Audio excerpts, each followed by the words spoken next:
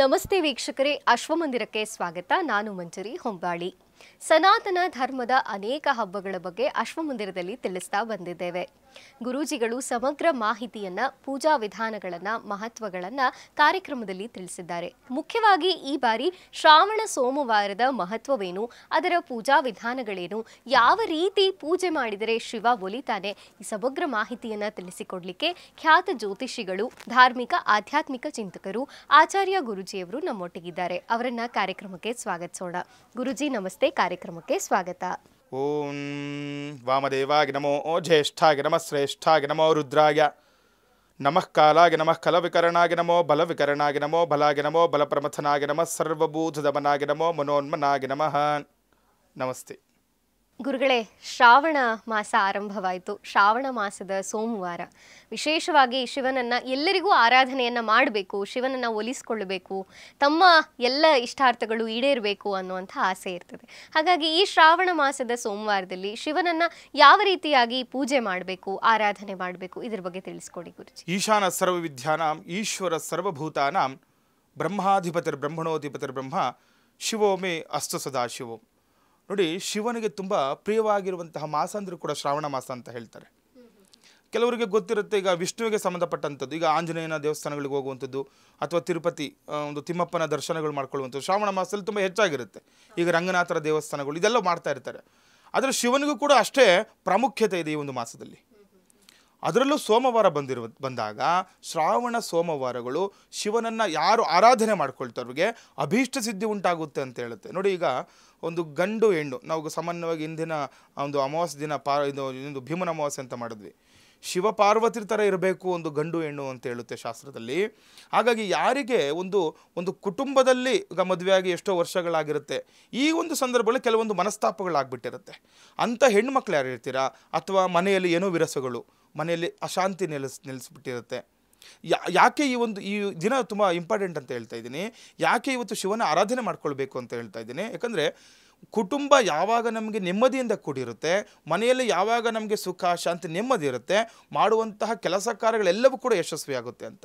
ಇನ್ನು ಕೆಲವರು ಏನು ಮಾಡ್ತಾರೆ, ಈಗ ಸಂತಾನಕ್ಕೆ ನೋಡ್ತಾ ಇರ್ತಾರೆ, ಮದುವೆ ಆಗಿರುತ್ತೆ, ಸಂತಾನ ಇರಲ್ಲ, ತುಂಬ ಕಷ್ಟ ಅನುಭವಿಸ್ತಾ ಇರ್ತಾರೆ. ಮದುವೆಗೆ ಮಕ್ಕಳಾಗಿಲ್ಲ ಅಂತಂದರೆ ಅವ್ರಿಗೆ ಗೊತ್ತು ಆ ಕಷ್ಟಗಳು. 4-5 ವರ್ಷ 6 ವರ್ಷ 7 ವರ್ಷ ಮೇಲೆ ಆಯ್ತು ಅಂತಂದರೆ ತುಂಬ ಕಷ್ಟ ಅನುಭವಿಸ್ತಿರ್ತಾರೆ. ಕೆಲವೊಂದು ದೈಹಿಕವಾಗಿ ಅನುಭವಿಸ್ತಾರೆ, ಕೆಲವೊಂದು ಮಾನಸಿಕವಾಗಿ ಬರ್ತಾರೆ, ಮನೇಲಿ ಕೇಳ್ತಾರೆ, ಬರೀ ಇದೇ ಆಗ್ಬಿಟ್ಟಿರುತ್ತೆ. ಈ ರೀತಿ ಮಾನಸಿಕವಾಗಿ ಯಾರು ನೊಂದುಕೊಂಡಿರ್ತೀರಾ. ಇನ್ನು ಅದರ ಜೊತೆ ನೋಡಿ, ವೈಯಕ್ತಿಕ ವಿಚಾರ ಅಂತ ಬಂದಾಗ ಕೆಲವರು ನೋಡಿ ಮದುವೆಗೆ ನೋಡ್ತಾ ಇರ್ತಾರೆ, ಏನೋ ಮದುವೆ ಆಗ್ತಾ ಇಲ್ಲ, ಕೆಲವರು ಏನು ಮುಂದಿನ ಶ್ರಾವಣದಲ್ಲಿ ಮದುವೆ ಅಂತ, ಇದೆಲ್ಲ ಮಾತು ನಮ್ಮ ಹಿಂದಿನಿಂದನೂ ಕೂಡ ಒಂದು ಹಳ್ಳಿಯಲ್ಲೂ ಕೂಡ ಇದನ್ನು ಮಾತಾಡ್ತಾ ಇರ್ತಾರೆ. ಈ ಶ್ರಾವಣಕ್ಕೂ ನೀನು ಮದುವೆ ಆಗಿಲ್ವೇನೋ, ಆಗಲ್ಲಪ್ಪ, ಇದೆಲ್ಲವೂ ಕೂಡ ಇರುವಂಥದ್ದೇ. ಹಾಗಾಗಿನೇ ಈ ಶ್ರಾವಣ ಮಾಸ ತುಂಬ ಶ್ರೇಷ್ಠ ಅಂತ ಹೇಳ್ತಾರೆ. ಈ ಮಾಸದಲ್ಲಾದರೂ ನಮ್ಮಲ್ಲಿರುವ ಕೆಲವೊಂದು ಪ್ರಾರಬ್ಧ ಕರ್ಮಗಳನ್ನು ನಾವು ತೊಳ್ಕೊಳ್ಳಿಕ್ಕೆ ನೋಡಬೇಕು. ಗುರುಗಳೇ, ಇನ್ನು ಶಿವನ ಪೂಜೆ ಅಂತ ಬಂದಾಗ ಸಾಕಷ್ಟು ಜನ ಶಿವನ ದೇವಸ್ಥಾನಗಳಿಗೆ ಹೋಗ್ತಾರೆ. ಕೆಲವೊಬ್ಬರು ಮನೆಯಲ್ಲಿ ಶಿವನ ಫೋಟೋ ಇತ್ಯಾದಿಗಳನ್ನಿಟ್ಟು ಪೂಜೆ ಮಾಡ್ತಾರೆ, ಕೆಲವರು ಇಷ್ಟಲಿಂಗವನ್ನ ಪೂಜೆ ಮಾಡ್ತಾರೆ. ಇದರ ವಿಧಾನಗಳು ಹೇಗಿರಬೇಕು ಗುರು? ನೋಡಿ, ಇಷ್ಟಲಿಂಗಾರ್ಚನೆ ಅನ್ನುವಂಥದ್ದು ತುಂಬ ವಿಶೇಷವಾಗಿರುವಂತಹ ವಿಚಾರ. ಎಲ್ಲರೂ ಕೂಡ ಮಾಡಲ್ಲ, ಅದೆಲ್ಲರೂ ಕೂಡ ಅವಕಾಶಗಳು ಕೂಡ ಇರಲ್ಲ. ಯಾಕಂದರೆ ಇಷ್ಟಲಿಂಗ ಒಂದು ಮನೆಯಲ್ಲಿ ಲಿಂಗ ಇತ್ತು ಅಂತಂದರೆ ಅದಕ್ಕೆ ಯಾವಾಗಲೂ ಕೂಡ ನಾವು ವಿದ್ಯುಕ್ತವಾಗಿ ಪೂಜಾರಿಗಳನ್ನು ನಡೆಸ್ತಾ ಇರಬೇಕಾಗುತ್ತೆ. ಕೆಲವೊಂದು ಸೋಮವಾರಗಳಿರುತ್ತೆ, ಅಥವಾ ಕೆಲವೊಂದು ಸಮಯ ಅನ್ನೋಂಥದ್ದಿರುತ್ತೆ. ಆ ಸಮಯಗಳಲ್ಲೂ ಕೂಡ ಪೂಜಾರಿಗಳನ್ನು ಮಾಡಿಕೊಳ್ಳುವಂಥದ್ದು ತುಂಬ. ಈಗ ನಾವು ಸಾಮಾನ್ಯವಾಗಿ ಸಾಲಿಗ್ರಾಮಗಳನ್ನು ಯಾವ ರೀತಿ ಪೂಜೆ ಮಾಡ್ತೀವಿ, ಅದೇ ರೀತಿಯೇ ನಿಯಮ ನಿಷ್ಠೆಯಿಂದನೇ ಮಾಡಬೇಕು. ಇಷ್ಟಲಿಂಗ ಅಂತೇಳಿ ಇಷ್ಟಪಟ್ಟು ಇಟ್ಕೊಂಡು ಪೂಜೆ ಮಾಡೋದಲ್ಲ ಅದು. ಇಷ್ಟಲಿಂಗ ಅಂದ್ರೆ ಇಷ್ಟಪಟ್ಟು ಪೂಜೆ ಮಾಡುವಂತ ಲಿಂಗ. ಈಗ ಏನಾಗುತ್ತೆ ಗೊತ್ತಾ, ಯಾರೋ ಮಾಡ್ತಾ ಇದ್ದಾರೆ ಅಂತೇಳಿ ನಮಗೆ ಏನೋ ಕೆಲವ್ರು ಏನು ಮಾಡ್ತಾರೆ, ಅವ್ರಿಗೆ ಆಸೆ ಇರುತ್ತೆ, ನನಗೂ ಒಂದು ಆಲೋಚನೆ, ಸುಮ್ಮನೆ ಮನೇಲಿ ಇಟ್ಬಿಟ್ಟು ಏನೋ ಒಂದು ಅವರು ಇಷ್ಟಕ್ಕೋಸ್ಕರ ಯಾವಾಗೋ ಒಂದ್ಸರಿ ಪೂಜೆ ಮಾಡೋದು, ಅದು ಅಪಚಾರನೇ. ಯಾಕಂದ್ರೆ ನಾನು ಇಷ್ಟ ಅನ್ನೋ ಪದದ ಅರ್ಥ ಅದಲ್ಲ ಅಂತ ಹೇಳ್ತೀನಿ. ಈಗ ಇಷ್ಟಲಿಂಗ ಅಂತಂದ್ರೆ ಅವರಿಗೆ ಒಂದು ಭಗವಂತನ ಅನುಗ್ರಹದಿಂದ ಬರುವಂಥದ್ದು ಇಷ್ಟಲಿಂಗಾರ್ಚನೆ. ಅದು ಅಂದ್ರೆ ಅವರ ಒಂದು ಸಂಕಲ್ಪದಿಂದ ಮಾಡುವಂತಹ ಪೂಜೆ ಅದು. ಸುಮ್ಮನೆ ಏನೋ ಯಾರೋ ಏನಾಗುತ್ತೆ ಗೊತ್ತಾ, ಯಾರೋ ಮಾಡ್ತಾ ಇರ್ತಾರೆ, ಮನೆಯಲ್ಲಿ ನೋಡ್ಕೊಂಡು ಬಂದಿರ್ತಾರೆ, ಈ ಥರ ಒಂದು ಪೂಜೆ ಮಾಡ್ಬೋದು, ನನಗೂ ಎಲ್ಲರೂ ಸಾಮಾನ್ಯ ಒಂದು ಆಸೆ ಬಂದೇ ಬರುತ್ತೆ. ಯಾವುದೋ ಒಂದು ದಿನ ಮಾಡಿ ಅದನ್ನು ಬಿಟ್ಟು ಅದಕ್ಕೆ ಅಪಚಾರಗಳು ಮಾಡ್ತಾ ಇದ್ದಾರೆ, ತುಂಬ ತೊಂದರೆಗಳು ಅನುಭವಿಸ್ಬೇಕಾಗುತ್ತೆ. ಯಾರು ಇಷ್ಟಲಿಂಗ ಪೂಜೆ ಮಾಡ್ತಾ ಇರ್ತಾರೆ ಅವರಿಗೆ ಈ ಮಾಸ ತುಂಬ ಶ್ರೇಷ್ಠ ಆಗಿರುತ್ತೆ. ಅಥವಾ ಯಾರು ಮನೇಲಿ ಇರಲ್ಲ, ಈಗ ಬರೀ ಏನೋ ಒಂದು ಚಿತ್ರಪಟ ಇಟ್ಕೊಂಡು ಪೂಜೆ ಮಾಡ್ತಾ ಇರ್ತಾರೆ, ಸಾಮಾನ್ಯವಾಗಿ ಎಲ್ಲ ಜನರು ಹಾಗೆ ಮಾಡೋದು, ಒಂದು ಫೋಟೋ ದೇವತೆ ಅಂತ ಬಂದಾಗ ಕೆಲವರಿಗೆ ಅವರು ಯಾವುದಾದ್ರೂ ಆಗ್ಬೋದು. ಈಗ ಶಿವನಿಗೆ ಸಂಬಂಧಪಟ್ಟಂತಹ ಆ ಶಿವಶಕ್ತಿ ಉಳ್ಳಂತಹ ದೇವತೆಗಳು ಯಾರಾದರೂ ಆಗ್ಬೋದು. ಕುಲದೇವತೆಗಳು ನಾನಾ ವಿಧವಾದ ದೇವರುಗಳಿದ್ದಾರೆ ಶಿವನಲ್ಲಿ. ನಾವು ಈಗ ಯಾವಾಗ ನಾವು ವಿಷ್ಣುವಲ್ಲಿ ನಾವು ರಾಮ ಕೃಷ್ಣ ಈ ರೀತಿ ನೋಡ್ತೀವಿ, ಶಿವನಲ್ಲಿ ಕೂಡ ನಾವು ರುದ್ರ ನೋಡ್ತೀವಿ, ಬೀರೇಶ್ವರ ನೋಡ್ತೀವಿ, ಲಿಂಗೇಶ್ವರ, ಯಾವುದು ವಿಧ ವಿಧವಾದ ದೇವರುಗಳ ಹೆಸರುಗಳನ್ನು, ಅಂದರೆ ಅವರ ಒಂದು ಅವತಾರಗಳಂತ ನಾವು ಹೇಳ್ಬೋದು. ಈಗ ಮುಖ್ಯವಾಗಿ ಶ್ರಾವಣ ಸೋಮವಾರ ಎಲ್ಲರೂ ಅತಿ ಸರಳವಾಗಿ ಪೂಜೆ ಮಾಡಬಹುದು ಅಂದ್ರೆ ಹೇಗೆ ಗುರುಗಳೇ? ತುಂಬಾ ಸರಳವಾಗಿ ಅಂತಂದಾಗ ನಮಗೆಲ್ಲರಿಗೂ ಗೊತ್ತು ಶಿವನಿಗೆ ಬಿಲ್ವ ಪತ್ರೆ ತುಂಬಾ ಇಷ್ಟವಾಗಿರುವಂತಹ ಪತ್ರೆ ಅಂತ.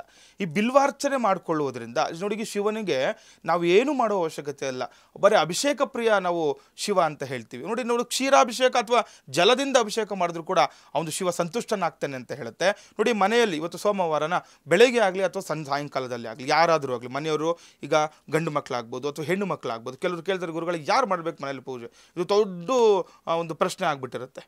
ಈಗ ಮನೆಯಲ್ಲಿ ಯಜಮಾನನಿಗೆ ಪ್ರಾಮುಖ್ಯತೆ ಹೆಚ್ಚು, ಯಜಮಾನನೇ ಮಾಡಬೇಕು.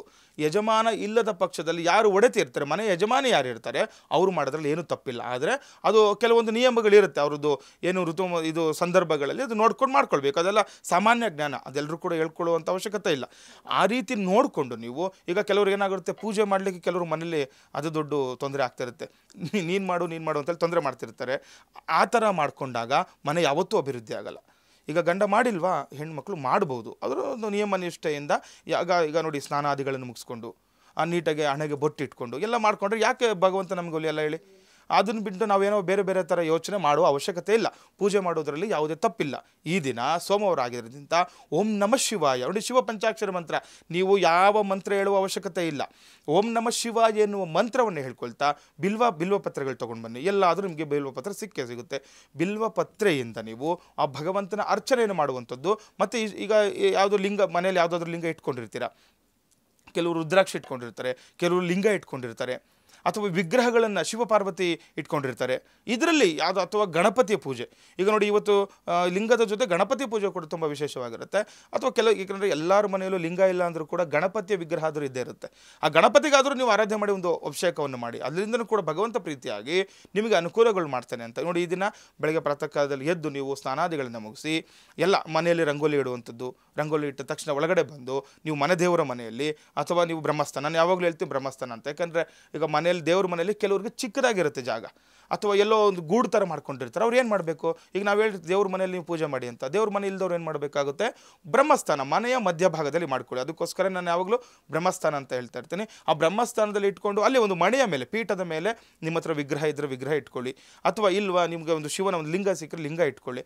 ಅದು ಇಟ್ಕೊಂಡು ನೀವು ಪೂಜೆ ಮಾಡಿದಾಗ ಭಗವಂತನ ಹತ್ರ ಸಂಕಲ್ಪ ಮಾಡ್ಕೊಳ್ಬೇಕು, ನಿಮಗೆ ಏನು ಮನೆಯಲ್ಲಿ ಗೃಹ ಒಂದು ಶಾಂತಿ ಸಿಗಬೇಕು, ಗೃಹ ಅಭಿವೃದ್ಧಿ ಆಗಬೇಕು, ಮತ್ತು ಒಂದು ಗಂಡನ ಆಯುಷ್ಯ ಅಭಿವೃದ್ಧಿ ಆಗಬೇಕು, ವ್ಯಾಪಾರ ಉದ್ಯೋಗದಲ್ಲಿ ಅಭಿವೃದ್ಧಿ ಆಗಬೇಕು. ನೀವು ಗಂಡ ಎಲ್ಲೋ ಒಂದು ಹತ್ರ ವ್ಯಾಪಾರ ಮಾಡ್ತಾ ಇರ್ತಾನೆ ಅಥವಾ ಉದ್ಯೋಗ ಮಾಡ್ತಾ ಇರ್ತಾನೆ, ಉದ್ಯೋಗದಲ್ಲಿ ಏನೋ ಸಮಸ್ಯೆ ಆಗಿರುತ್ತೆ, ಅದು ನೋಡಿ ಈಗ ಮನೆಯಲ್ಲಿ ಪೂಜೆ ಮಾಡೋದ್ರಿಂದ ಆ ಸಮಸ್ಯೆಗಳನ್ನು ನಾವು ನಿವಾರಣೆ ಮಾಡ್ಕೊಳ್ಬೋದು. ಯಾಕಂದರೆ ಮನೆಯಲ್ಲಿ ಯಾವಾಗ ನಮಗೆ ಈ ನೆಗೆಟಿವ್ ಎಲ್ಲ ಹೋಗ್ತಾ ಇರುತ್ತೆ, ಪಾಸಿಟಿವ್ ಎನರ್ಜಿ ಮನೆಯಲ್ಲೇ ಬಿಲ್ಟ್ ಆದಾಗ ಏನಾಗುತ್ತೆ, ಎಲ್ಲ ಕೆಲಸ ಕಾರ್ಯಗಳು ನಾವು ಯಶಸ್ಸನ್ನು ಪಡ್ಕೊಳ್ಬೋದು. ಮನೆಯೇ ಮೂಲ ನಮಗೆ. ಮನೆಯಿಂದ ನೆಮ್ಮದಿಯಾಗಿ ಹೊರಗಡೆ ಹೋಯ್ತು ಅಂತಂದರೆ ಅಲ್ಲಿ ಕೆಲಸ ಕಾರ್ಯದಲ್ಲೂ ಕೂಡ ಯಶಸ್ವಿ ಆಗ್ತಾರೆ ಅಂತ ಹೇಳ್ತೀವಿ. ಈ ರೀತಿ ಇದನ್ನು ಪೂಜಾರಿಗಳನ್ನು ಮಾಡ್ಕೊಳ್ಳಿ, ರಂಗೋಲಿಗಳನ್ನು ಬಿಟ್ಕೊಂಡು ಅರಿಶಿಣ ಕುಂಕುಮ ಗಂಧ ಪುಷ್ಪದಿಂದ ಜೊತೆಯಲ್ಲಿ ಬಿಲ್ವ ಪತ್ರೆಯಿಂದ ಆ ಭಗವಂತನಿಗೆ ಒಂದು ಅಭಿಷೇಕವನ್ನು ಮಾಡಿ, ತದನಂತರ ಒಂದು ತಲೆಯ ಮೇಲೆ ಒಂದು ಬಿಲ್ವ ಪತ್ರೆ ಹೇಳ್ತಾರೆ ತ್ರಿದಳಂ ತ್ರಿಗುಣಾಕಾರಂ ಅಂತ. ನೋಡಿ ಬಿಲ್ವ ಪತ್ರೆನ ನಾವು ಅದನ್ನು ಬಿಡಿಸುವಾಗ ಅದು 3 ಎಳೆ ಇರೋ ಥರ, 3 ದಳ ಇರೋ ಥರನೇ ನೋಡ್ಕೊಳ್ಬೇಕು. ಕೆಲವರು ನಾವೆಲ್ಲಾದರೂ ಬಿಲ್ವ ಪತ್ರೆ ಬಿಡಿಸಿ ಅಂತ ಕೊಟ್ಟರೆ ಮಾಡ್ತಾರೆ, ಒಂದೊಂದು ಎಳೆನೇ ಕಿತ್ತು ಅದು ತಪ್ಪು. ಆ ಥರ ಮಾಡಬಾರ್ದು, ನೋಡ್ಕೊಳ್ಬೇಕು. ತ್ರಿದಳಂ ತ್ರಿಗುಣಾಕಾರಂ ತ್ರಿನೇತ್ರಂಚ ತ್ರಿಯಾಯುಧಂ ಅಂತ ಶಿವನಿಗೆ ಬರುವಂಥದ್ದು. ಯಾಕಂದರೆ ಆ 3 ಎಲೆ ಇದ್ರೇ ಅದು ಬಿಲ್ವ ಪತ್ರೆ ಶ್ರೇಷ್ಠ ಆಗುತ್ತೆ. ನಾವು ಅದನ್ನು ಯಾವತ್ತೂ ಕೂಡ ಕೀಳಬಾರ್ದು ಅಂತ ಹೇಳ್ತೀವಿ. ಹೂವು ಅಷ್ಟೇ, ಕೆಲವರು ಹೂವು ಎಲ್ಲರೂ ಅರ್ಚನೆ ಮಾಡಬೇಕಾದ್ರೆ ಆ ಹೂವಿನ ದಳಗಳನ್ನೆಲ್ಲ ಕಿತ್ತು ಆಗ್ತಾ ಇರ್ತಾರೆ, ಅದು ದೊಡ್ಡ ತಪ್ಪು. ನೋಡಿ ಯಾವತ್ತೇ ಆಗಲಿ ನಾನು ಯಾವಾಗಲೂ ಹೇಳ್ತೀನಿ, ಅಪಚಾರಗಳು ಮಾಡಬೇಡಿ. ನಮ್ಮ ಕೈಯಲ್ಲಿ ಆಗಿಲ್ಲ ಅಂತಂದರೆ ಸುಮ್ಮನೆ ಇದ್ಬಿಡೋದು ಒಳ್ಳೆಯದು. ಸುಮ್ಮನೆ ಏನೋ ಯಾರೋ ಹೇಳಿದ್ರು ಅಂತ ಎಲ್ಲೋ ನೋಡಿ ಮಾಡುವಂಥದ್ದು, ಅಥವಾ ಏನೋ ತೋರ್ಪಡೆಗೆ ಮಾಡುವಂಥದ್ದು, ಇದೆಲ್ಲ ಯಾವುದೇ ಕಾರಣಕ್ಕೂ ಮಾಡಬೇಡಿ. ನಿಮಗೆ ಆಗಿಲ್ವಾ ಪೂಜೆ ಮಾಡೋಕ್ಕಾಗಿಲ್ಲ, ಓಂ ನಮಃ ಶಿವಾಯ ಅಂತ ಹೇಳ್ಬಿಟ್ಟು ಸುಮ್ಮನಾದ್ರೂ ಭಗವಂತ ಅನುಗ್ರಹ ಮಾಡ್ತಾನೆ. ಸುಮ್ಮನೆ ಏನೋ ಕಾಟಾಚಾರಕ್ಕೇನೋ ಅಥವಾ ಏನೋ ಒಂದು ಯಾವುದೋ ಕಾರಣಾಂತರಗಳಿಂದ ನೀವು ಯಾವತ್ತೂ ಪೂಜೆ ಮಾಡಬಾರ್ದು. ನಮಗೆ ಒಳ್ಳೇದಾಗಿದ್ರೆ ಆಗುತ್ತೋ ಇಲ್ವೋ ಅದು ನಮಗೆ ಅದು ಬೇರೆ ಕಡೆ ಬಿಡ್ಬೋದು, ಆದರೆ ಕೆಟ್ಟದ್ದು ಮಾಡ್ಕೊಳ್ಬಾರ್ದು. ಹಾಗಾಗಿ ಯಾವತ್ತು ಅಪಚಾರಗಳನ್ನು ಮಾಡಬೇಡಿ. ಈ ದಿನ ಸೋಮವಾರ ಆಗಿರೋದ್ರಿಂದ ನೋಡಿ 108 ಬಾರಿ ನೀವು ಶಿವನನ್ನು ಧ್ಯಾನ ಮಾಡಿ. ಓಂ ನಮಃ ಶಿವಾಯ ಶಿವ ಪಂಚಾಕ್ಷರಿ ಮಂತ್ರವನ್ನು ಪ್ರಾರ್ಥನೆ ಮಾಡ್ಕೊಳ್ಳುವಂಥದ್ದು, ಮೃತ್ಯುಂಜಯ ಪೂಜೆಗಳು ಮಾಡಿ. ಮನೇಲಿ ಯಾರೋ ಆರೋಗ್ಯ ಸಮಸ್ಯೆ ಆಗ್ತಾ ಇರುತ್ತೆ, ತುಂಬ ಆರೋಗ್ಯನ ನೋವಿಂದ, ಯಾರು ಹಿರಿಯರು ಇರ್ತಾರೆ, ತನ್ನ ತಾಯಿನೋ ತಾತ ಮುತ್ತಾತರಿಂದ ಇರ್ತಾರೆ, ಅವರಿಗೆ ಏನೋ ನೋವು ಇರುತ್ತೆ, ಒಂದು ಆರೋಗ್ಯ ಸಮಸ್ಯೆ, ಅದು ತುಂಬ ಬಳಲ್ತಾ ಇರ್ತಾರೆ. ಅಲ್ಲಿ ಹೋಗಿ ಒಂದು ಮೃತ್ಯುಂಜಯ ಮಂತ್ರವನ್ನು ಜಪ ಮಾಡಿ. ಮೃತ್ಯುಂಜಯ ಎಲ್ಲರಿಗೂ ಕೊಡುತ್ತೆ. ಓಂ ತ್ರಯಂಬಕಂ ಯಜಾಮಹೆ ಸುಗಂಧಿಂ ಪುಷ್ಟಿವರ್ಧನಂ ಊರ್ವಾರುಕಮಿವ ಬಂಧನಾತ್ ಮೃತ್ಯೋರ್ಮುಕ್ಷಯ್ಯ ಮಾಮೃತಾತ್. ಈ ಮಂತ್ರವನ್ನು ಅವ್ರಿಗೆ ಕೇಳಿಸಿ. ನಿಮ್ಗೆ ಹೇಳೋಕ್ಕಾಗಿಲ್ವಾ? ನಿಮಗೆಲ್ಲ ಕಡೆ ಸಿಗುತ್ತೆ, ಮೊಬೈಲ್ಸ್ ಎಲ್ಲರ ಹತ್ರ ಮೊಬೈಲ್ಗಳಿದೆ, ಯೂಟ್ಯೂಬಲ್ಲಿ ಹಾಕಿ ಕೇಳೋದ್ರಿಂದನೂ ಕೂಡ ಎಷ್ಟೋ ಫಲಗಳು ಸಿಗುತ್ತೆ. ಕೇಳ್ತಾ ಅದನ್ನು ಹೇಳ್ಬೋದು ನಾವು, ಇದರಿಂದನೂ ಕೂಡ ಫಲಗಳು ಸಿಗುತ್ತೆ. ಯಾಕೆಂದರೆ ಈ ದಿನಗಳು ಮತ್ತೆ ನಮಗೆ ಸಿಗೋದಿಲ್ಲ. ಹಾಗಾಗಿ ಇವತ್ತು ಶ್ರಾವಣ ಸೋಮ ಶುಭಪ್ರದವಾಗಿರುವಂತಹ ದಿನ, ಇದನ್ನು ಎಲ್ಲರೂ ಕೂಡ ನೀವು ಅನುಕೂಲಗಳನ್ನು ಪಡ್ಕೊಂಡು ಎಲ್ಲರಿಗೂ ಕೂಡ ಒಳ್ಳೆಯದಾಗಲಿ. ಗುರುಗಳೇ, ಶ್ರಾವಣ ಸೋಮವಾರದ ಮಹತ್ವವನ್ನು, ಪೂಜಾ ಕೈಂಕರ್ಯಗಳನ್ನು ಬಹಳ ಸರಳವಾಗಿ ಎಲ್ಲರೂ ಮಾಡಬಹುದಾದಂಥ ಅನೇಕ ವಿಧಾನಗಳನ್ನು ನಮ್ಮ ವೀಕ್ಷಕರಿಗೆ ತಿಳಿಸ್ಕೊಟ್ಟಿದ್ದೀರಿ. ಧನ್ಯವಾದಗಳು. ಸರ್ವೇ ಜನಾಃ ಸುಖಿನೋ ಭವಂತು, ಸಮಸ್ತ ಸನ್ಮಂಗಳಾನಿ ಭವಂತು. ವೀಕ್ಷಕರೇ, ಇದಾಗಿತ್ತು ಈ ಹೊತ್ತಿನ ವಿಶೇಷ ಶ್ರಾವಣ ಸೋಮವಾರದ ಮಹತ್ವ. ಮುಂದಿನ ಸಂಚಿಕೆಯಲ್ಲಿ ಮುಂದಿನ ವಿಶೇಷ ಮಾಹಿತಿಯೊಂದಿಗೆ ಮತ್ತೆ ಭೇಟಿಯಾಗ್ತೀವಿ. ನೋಡ್ತಾ ಇರಿ ಅಶ್ವಮಂದಿರ.